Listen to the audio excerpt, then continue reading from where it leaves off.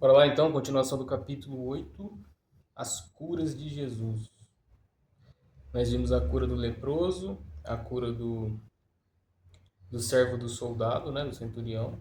Maravilhosa aquela história, tá lá na primeira parte, no vídeo do capítulo 8, na primeira parte. Agora vamos para a segunda parte. A cura da sogra de Pedro.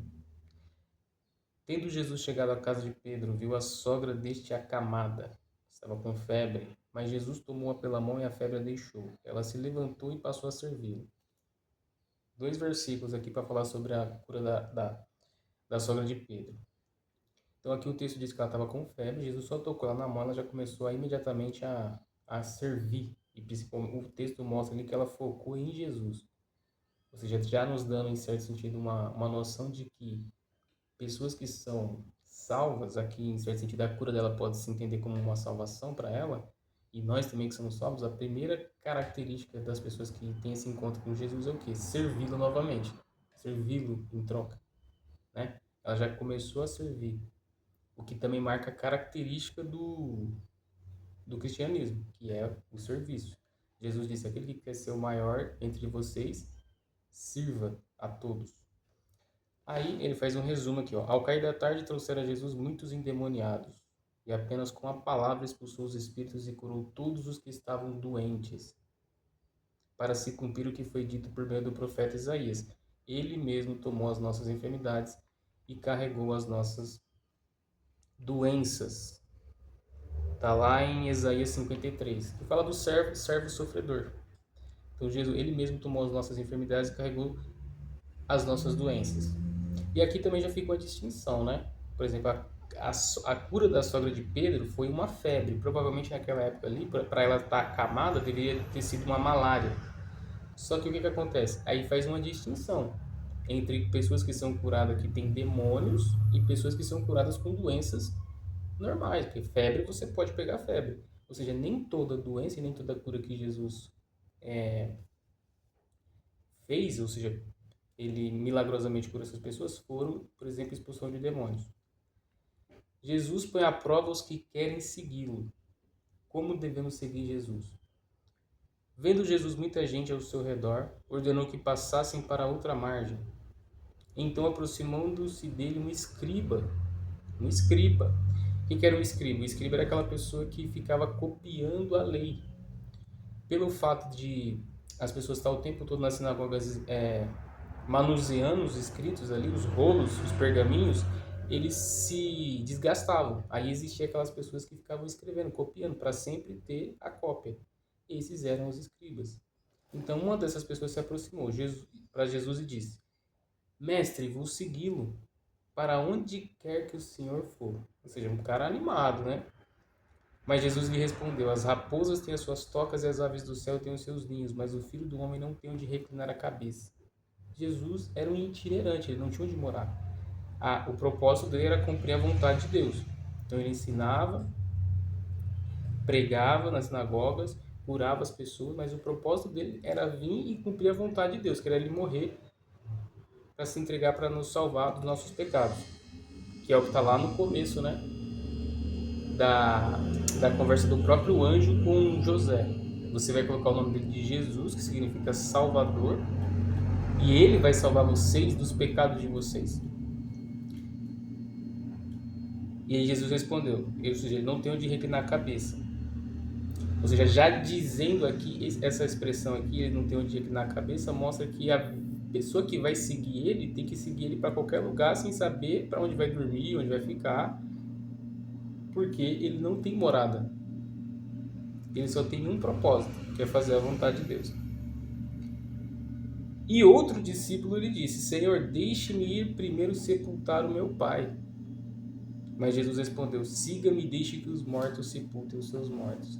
O que significa os mortos sepultar os seus mortos? Seguir Jesus tem que ser instantâneo. Se você tem um encontro com Jesus, a seguir, o que ele está querendo dizer com esse texto aqui, Mateus está querendo dizer com esse texto aqui, é o que aconteceu com os próprios discípulos. Quando ele encontra o André lá, o Pedro e o André, depois o João e o Tiago, imediatamente eles deixam as redes. O outro grupo lá, o João e o Tiago, deixam o pai. Eles deixam tudo para trás. é instantâneo, é simplesmente siga-me e eles param, e aí o texto diz imediatamente, na mesma hora. E esse aqui, disse que seguia, e assim, para onde quer que vá, só que muito provavelmente Jesus já entende o coração dele e diz: olha, eu não tenho onde morar. Entendeu? Então me seguir é assim, é não saber para onde está indo. É só fazer uma coisa, que é a vontade de Deus. E o outro diz: deixa eu sepultar meus mortos.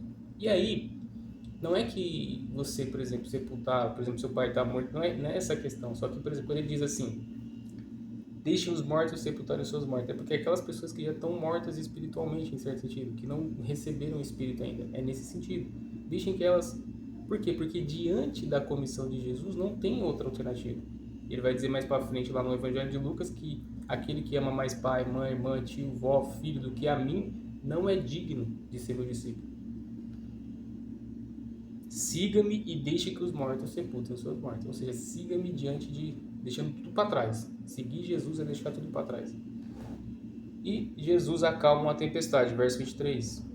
Jesus entrou no barco e os seus discípulos o seguiram. E eis que levantou-se no mar uma grande tempestade, de modo que as ondas cobriam o barco. Jesus, porém, estava dormindo, mas os discípulos foram acordá-lo, dizendo: Senhor, salva-nos, salva-nos, estamos perecendo. Então Jesus perguntou: por que vocês são tão medrosos, homens de pequena fé?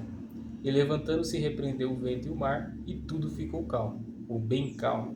E aqueles homens ficaram admirados, dizendo: quem é este que até os ventos e o mar lhe obedecem? Aqui é para mostrar de novo a autoridade, o poder e a divindade de Cristo. Até as forças da natureza Jesus controla. Aí quando ele diz assim, homens de pequena fé, não quer dizer que eles não tinham.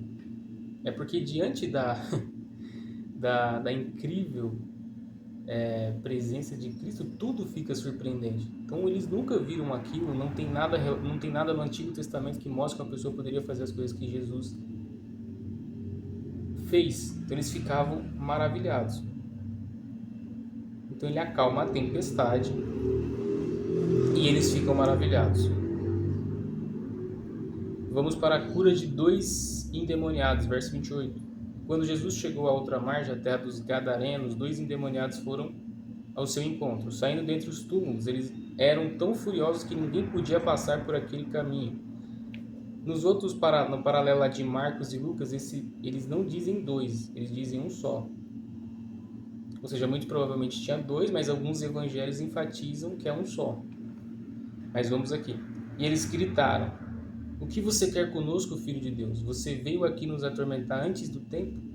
Ora, uma grande manada de porcos estava pastando não longe deles. Então os demônios pediram a Jesus com insistência: se você vai nos expulsar, mande-nos para a manada de porcos. E Jesus disse: pois vão. E eles, saindo, entraram nos porcos, e eis que toda a manada se precipitou despenhadeiro abaixo, para dentro do mar, e morreram nas águas.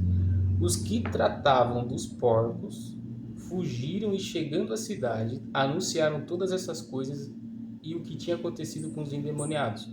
Então a cidade toda saiu para encontrar-se com Jesus, e ao vê-lo pediram-lhe com insistência que se retirassem da terra deles. Preste atenção nisso aqui. Primeiro que é interessante, né?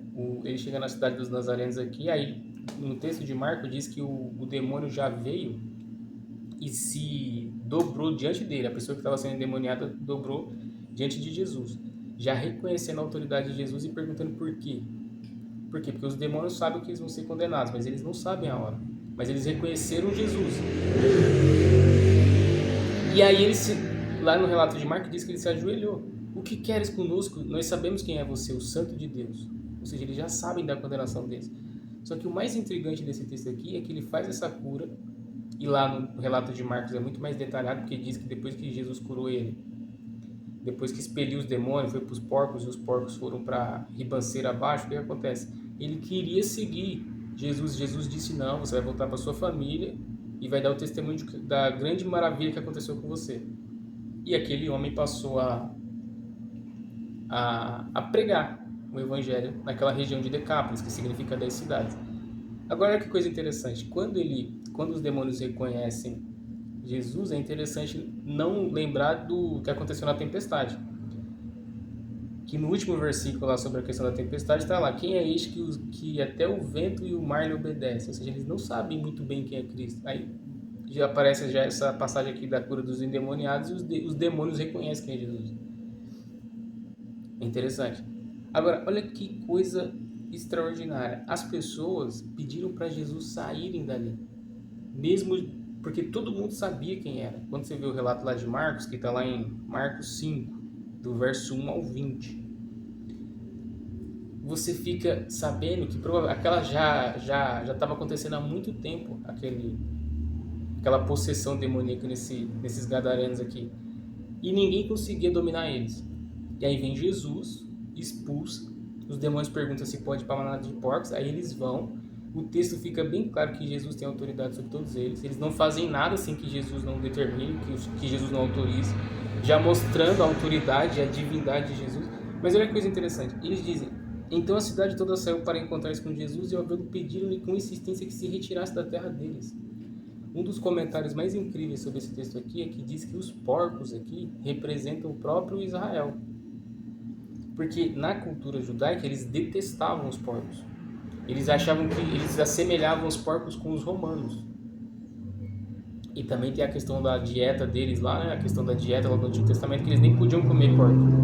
Então era um animal amaldiçoado, impuro para eles. Então eles chamavam, por exemplo, os romanos de porcos. Só que nesse texto aqui é interessante que é um paralelo muito interessante, que eles que são os porcos, porque eles negaram. Havia acontecido uma cura de uma coisa que todo mundo sabia, mas eles deram mais ênfase na questão dos porcos, que era a questão da renda deles, né? Do que da cura do homem. Mas a cura do homem fez com que, através daquela cura dele, ele pregasse lá dentro. Já mostrando como que é interessante a questão do evangelho. A questão da semente, né? Que é plantada em cada um de nós.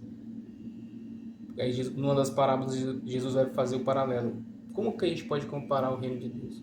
Ele parece com uma semente de mostarda. É a mais pequena de todas as sementes, mas depois ela cresce e vira uma árvore e até os pássaros vêm e fazem ninho nela, porque ela é gigante, né?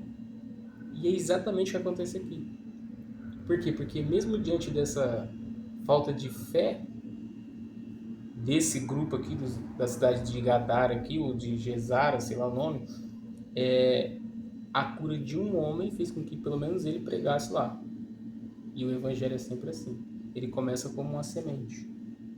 E esse é o capítulo 8 de Mateus.